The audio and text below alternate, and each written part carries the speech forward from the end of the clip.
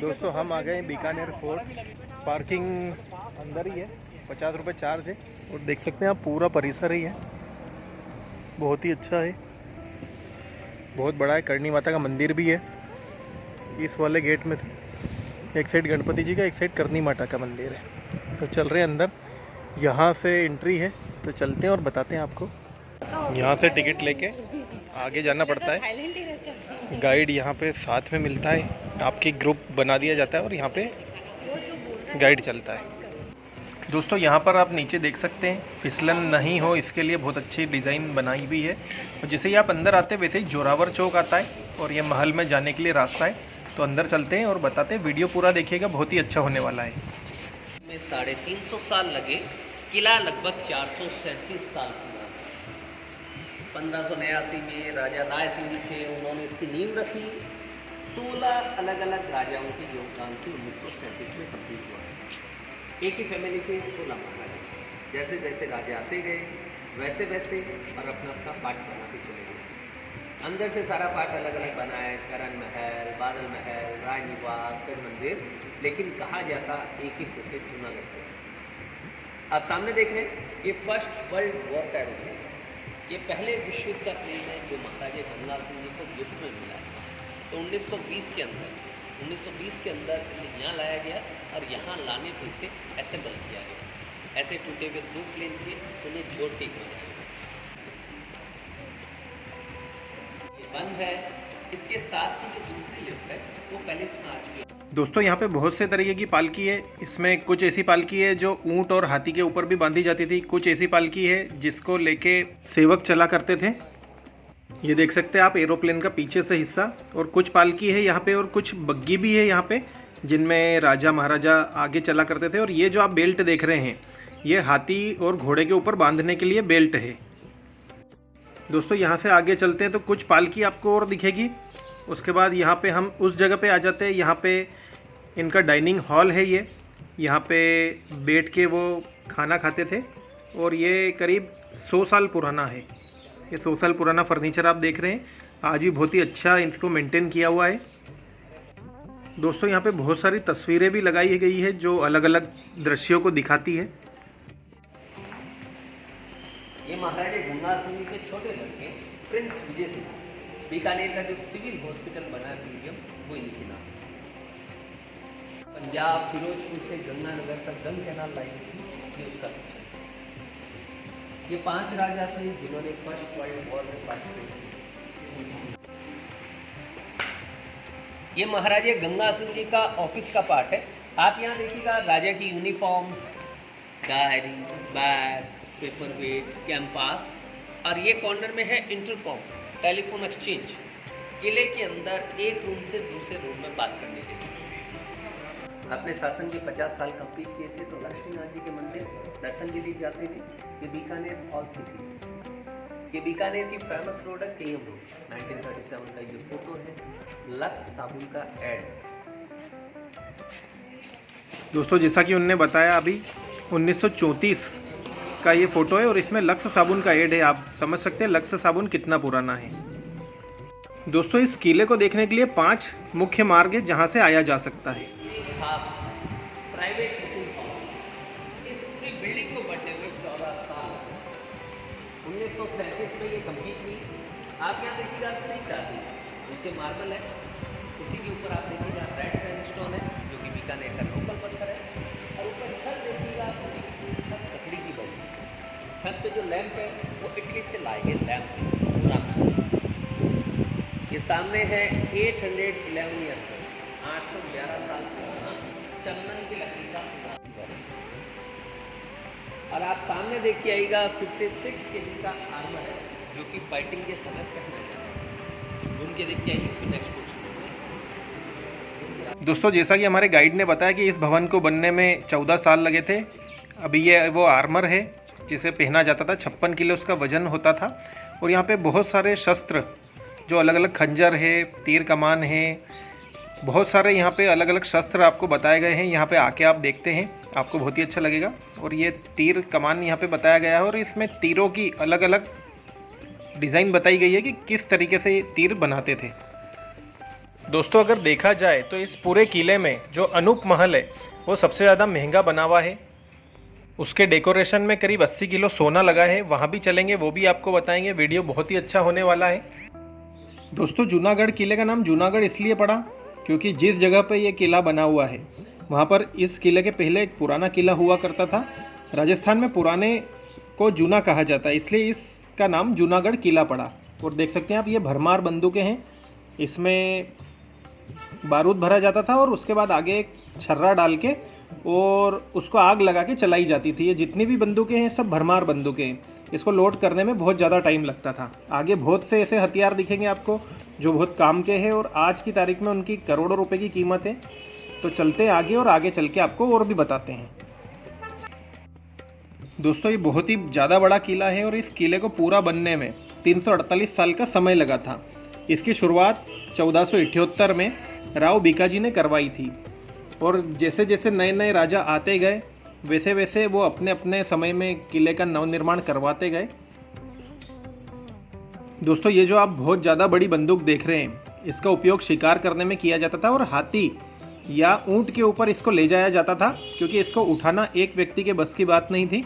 और यहाँ पे तलवार भी बहुत सारी है। दोस्तों इन हथियारों के साथ साथ में यहाँ पे ढाल और सिर पे पहनने के हेलमेट जैसे इनके कवच भी शामिल है। और अब आप देखेंगे यहाँ पे जो भरमार बंदूक होती थी उसमें जो बारूद भरा जाता था वो ये जो गोल सर्कल में उसके भरने के लिए चमड़े की पोटली हुआ करती थी वो भी यहाँ पे बताई गई है। और ये यहाँ पे भाले बताए गए हैं, बहुत ज़्यादा बड़े बड़े अलग अलग शस्त्र है। यहाँ पे आप आते हैं आपको बहुत ही अच्छा लगेगा। ये बहुत ही बड़ी साइज़ से लेकर छोटी साइज़ तक के भाले हैं। यहाँ पे आपको प्रथम विश्व युद्ध में उपयोग की हुई मशीन गन भी देखने को मिलेगी। 1918 मेड इन बर्लिन, जर्मनी की मशीन गन्स है, फर्स्ट वर्ल्ड वॉर। आप यहाँ देखिएगा मशीन गन्स है फर्स्ट वर्ल्ड वॉर की। दोस्तों यहाँ के जो आखिरी राजा थे वो continue 5 bar member of parliament रहे हैं। वे लगातार 5 बार सांसद बने, वो भी निर्दलीय चुनाव लड़के। और ये आप जितने भी अभिनंदन पत्र और ग्रीटिंग्स देख रहे हैं ये उन्हें ही प्राप्त हुए थे। और अब हम आगे चल रहे हैं। यहाँ पे नृत्य होता था, नृत्य की प्रस्तुति देते थे कलाकार और ऊपर से महिलाएं देखती थी और नीचे राजा या पुरुष रहते थे। डूंगर निवास है महाराजा डूंगर सिंह जी के द्वारा बनाया गया 1872 का ये पार्क। ऊपर छत देखिएगा उनकी पूरी छत बनी है। वहीं यहाँ देखिएगा ऊपर रखी है तो वेपन्स वगैरह अंदर छिपा के रखे जाते थे। ऊपर पेंटिंग की नीचे जो आप ग्लास देख रहे हैं डेकोरेशन देख रहे हैं और ऊपर जो आप ग्लास देख रहे हैं लाइटिंग देख रहे हैं। और हर ग्लास के आगे रिंग लगी घड़ी लगी है तो लैंप वगैरह ऑयल लैंप वगैरह जला के रखी जाती है। दोस्तों यहाँ पे जितने भी चढ़ाव या रास्ते आपको मिलेंगे बहुत सकड़े सकड़े मिलेंगे क्योंकि वहाँ पे ऐसे एक ही व्यक्ति प्रवेश कर सके इतनी जगह रहती थी। क्योंकि मान लो कभी यहाँ पे हमला हो जाता है तो दुश्मन एक एक करके आए तो उनसे आसानी से निपटा जा सकता था। और यहाँ पे आप देख रहे हैं ये पूरे शस्त्र रखे हुए हैं। यहाँ के जो कलाकार होते थे वो इनके ऊपर खड़े होकर अपनी प्रस्तुति देते थे और ये भी उनकी एक कला थी क्योंकि इतनी धारदार हथियारों के ऊपर खड़े होकर नृत्य करना बहुत ही ज़्यादा मुश्किल है। और ये चौसर खेलने की टेबल थी जहाँ पे राजा बैठ के चौसर खेलते थे। और ये आप फोटो देख रहे हैं उन कलाकारों की प्रस्तुति देते हुए उस समय के ब्लैक एंड वाइट। यहाँ पे एक छोटा सा इच्छापूर्ण हनुमान जी का मंदिर है। युद्ध पे जाने के पहले यहाँ पे इनके दर्शन करके ही निकला जाता था युद्ध के लिए। बिल्कुल सामने जो आप मंदिर देख रहे हैं इसे शिव मंदिर है, इसे शिव बगीचा भी कहा जाता है। यहाँ पे बहुत सी पिक्चरों की शूटिंग हुई है। क्षत्रिय खूबसूरत और वीर मूवीज़ की यहाँ पे शूटिंग हुई है। क्षत्रिय फिल्म की शूटिंग के समय मंदिर को बनाया गया था। ये जन्माष्टमी के लिए झूला है। जन्माष्टमी के दिन रानियाँ कृष्ण भगवान की मूर्ति झूला देती तो झूले पे लगी सारी की सारी गुड़िया ऊपर जो आप रोड देख रहे हैं वो एक साथ डांस किया करते हैं। एक ही वायर से कनेक्ट है। जैसे ही झूला मूव होता तो सारे डॉल एक साथ डांस करते हैं। ये सामने है रानी के लिए बेडरूम है, ये सामने है रानी के लिए बेडरूम है और नेक्स्ट पार्ट है वो राजा के लिए। दोस्तों ये राजा का पलंग है और आप देख सकते हैं इसकी हाइट बहुत कम है। ये इसके लिए होता था कि नीचे कोई छुप ना पाए और ये बहुत छोटा था, घुटने तक ये आता था, पैर नीचे लटकते रहते थे राजा के। वो इसके लिए कि कभी कोई राजा को बांध देता है तो राजा एकदम से खड़ा हो सकता है और उनसे मुकाबला कर सकता है। और यहाँ पे बहुत अच्छी कलाकारी की हुई है, बहुत अच्छे यहाँ पे कांच लगे हुए हैं, आप देख सकते हैं पूरा कांच से बनाया हुआ ये है। दोस्तों कृष्ण जी का झूला है, दोनों तरफ जो पिलर है इस पर छोटी छोटी मूर्तियाँ बनी हुई हैं जो कि झूला देते से ही सभी अपनी अपनी जगह डांस करने लग जाती थी। और आप देख सकते हैं, जैसा कि मैंने पहले बताया आपको, रास्ते बहुत ही ज़्यादा पतले हुआ करते थे यहाँ पे, जिससे एक ही व्यक्ति वहाँ से निकल सके। दोस्तों जैसे ही हम नीचे पहुँचते हैं तो हम एक चौक में आ जाते हैं। इस चौक को होली चौक कहा जाता है, क्योंकि यहाँ पे होली के समय जितनी भी जनता होती थी पूरी यहाँ पे आती थी। सामने जो आप देख रहे हैं, इसमें राजा अंदर बैठा करते थे और उनके मंत्रीगण और प्रजा उन्हें रंग लगाते थे। इस चौक में प्रजा होली खेलती थी। अब हम चल रहे करण महल में, तो आपको बताते हैं यहाँ की डिटेल। बहुत ही सुंदर फोर्ट बनाया है ये पूरा, आप हर जगह आएंगे बहुत ही अच्छा लगेगा। आप देख सकते हैं बहुत ही अच्छी यहाँ पे कारीगरी की हुई है। यहाँ के जो आर्टिस्ट है लोकल बीकानेर के, वो ये कारीगरी करते थे। 1631 का ये पार्ट है। सामने जो आप सिंहासन देख रहे हैं, ये चांदी का सिंहासन है, जहाँ राजाओं का राज तिलक किया जाता है। उसी के ऊपर देखिएगा रेड कलर का हाथ से चलने वाला पंखा है। 16-17 सेंचुरी में इलेक्ट्रिसिटी नहीं थी, तो सेवक उसे रस्सी के द्वारा चलाया करते थे। वहीं ऊपर छत पे देखिएगा गोल्ड पेंटिंग बनी है। गोल्ड और नेचुरल कलर से बनी ये पेंटिंग है। बीकानेर के जो आर्टिस्ट हैं, जिन्हें उस्ता कहा जाता है, उनके द्वारा बनाई गई पेंटिंग है। दोस्तों यहाँ से निकल के हम फिर से उसी चौगान में आ जाते हैं जहाँ पे कलाकार अपना नृत्य दिखाते थे। ऊपर से रानियाँ देखती थी और नीचे राजा और अन्य पुरुष रहते थे। और ये चांदी का दरवाज़ा है जो कि मेन एंट्रेंस में हुआ करता था, वीआईपी एंट्रेंस के लिए। अब इसे एहतियात के तौर पर अंदर लगा दिया गया है, जिसे आप देख सकते हैं आके। ये फूल महल है। राजा जी की एक पत्नी का नाम फूल कुंवर जी था। तो और यहाँ पे आप ऊपर पेंटिंग देख सकते हैं। इन पेंटिंग में कृष्ण लीला, विष्णु जी के 9 अवतार, जूनागढ़ किले की पेंटिंग और शिकार आदि को बताया गया है। यहाँ पे राधा कृष्ण जी की फ़ोटो भी लगी हुई है, जो कि एक अलमारी के ऊपर बनी हुई है। आप देख सकते हो ऊपर पेंटिंग, ऊपर दिखाना बहुत थोड़ा सा मुश्किल है, इसके लिए ऊपर का आपको क्लियर नहीं दिख पाएगा, लेकिन यहाँ पे बहुत सारी अच्छी अच्छी पेंटिंग बनी हुई है। तो दोस्तों ये था फूल महल। और भी आगे चल रहे हैं और भी आपको बता रहे हैं, बने रहिएगा, वीडियो पूरी देखिएगा, बहुत ही अच्छी होने वाली है। ये देख रहे हैं आप, ये हाथी दांत से बनी हुई चप्पल है, इसका साइज़ देख सकते हैं। और इधर ये जो देग है, इसका नाम भुंजाई देग है। उस समय ये खाना बनाने के काम में आती थी। इसका साइज़ देख सकते हैं आप, बहुत ही बड़ा है। दोस्तों ये जैसे ही आप यहाँ से आगे चलते हैं, वैसे यहाँ पे आपको बहुत सारे सिंबल्स मिलेंगे, जो कि आप सामने देख सकते हैं। यहाँ पे महाराजा राय सिंह जी की आपको छड़ी और तलवार देख सकते हैं यहाँ पे। और इसी के बिल्कुल सामने महाराजा पदम सिंह जी की तलवार है, जिसका वजन 27 किलो हुआ करता था। और ये तलवारबाजी सीखने के काम में आती थी। इसे तलवारबाजी सीखने के काम में लिया जाता था। छड़ी देख के आप अंदाजा लगा सकते हैं राजा राय सिंह जी की हाइट का। पहली जो तलवार राव जोरोनी जो जोधपुर फाउंडर, और दूसरी जो तलवार है वो महाराजा गंगा सिंह जी। तो दोनों तलवारों पे गोल्ड और रूबी लगाए वेडिंग सेरेमनी के समय इन तलवारों का यूज किया जाता था। ये स्टैंप है, उसी के ऊपर सिरपेच है, जो कि पगड़ी के ऊपर बांधी गई है।